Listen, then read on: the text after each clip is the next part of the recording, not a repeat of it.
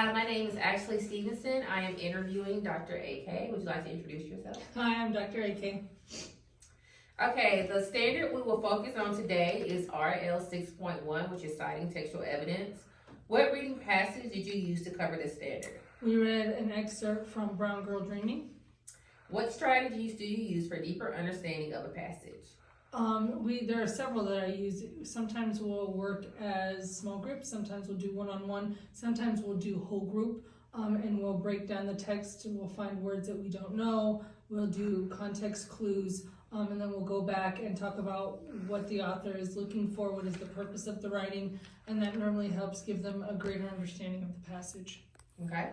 What strategies do you use for deeper understanding of a text? I'm sorry. What type of formative assessment do you use? Normally we give a unit assessment, which is given at the end of that unit.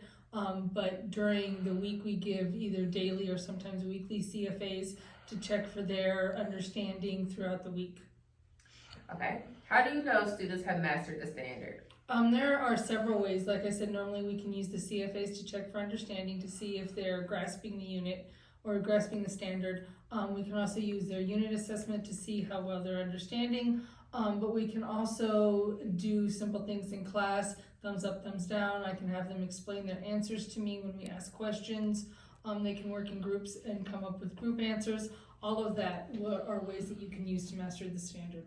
Okay. What do you do if a student did not master the standard? Normally what I'll do is during our SOAR period, I'll pull those students who didn't understand or didn't master the standard. We'll work in small group or one-on-one, going over, breaking down the text, talking about specifically what it is that I was looking for, and then I'll normally give them a different kind of formative to check for understanding. Okay.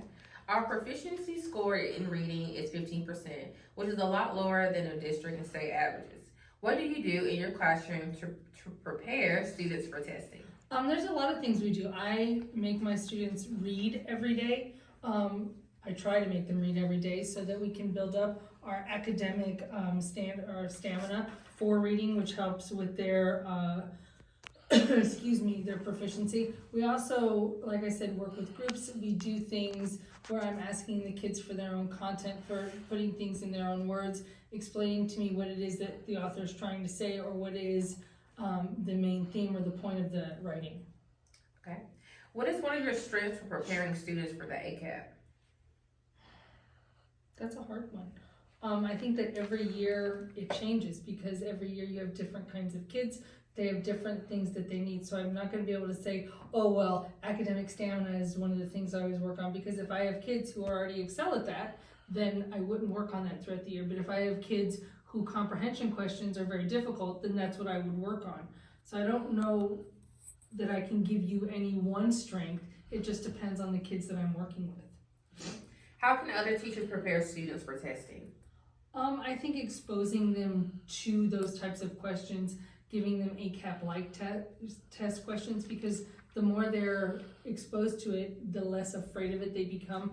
A lot of kids are afraid of ACAP because we hype it up as this end-all be-all, and I think that that's part of the reason that kids are afraid, and I don't want to say they're afraid, but that they don't do well because they're anxious, and that anxiety overrides what they know. So I think that the more that we can make it normal, the more, oh, we did this question, last week. Oh, we talked about this strategy 2 weeks ago. The more we normalize those questions, the easier they become and the less our kids freak out. Okay, well, thank you so much for answering these questions for us.